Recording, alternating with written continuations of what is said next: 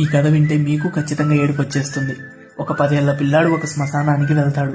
ఒక సమాధి దగ్గర కూర్చుని గట్టిగా ఏడుస్తూ, లేవండి నాన్న, రేపటిలోపు స్కూల్లో ఫీజు కట్టమని చెప్పారు, లేదంటే మీ నాన్నని తీసుకురమ్మని చెప్పారు అని అంటూ ఏడుస్తూ ఉంటాడు.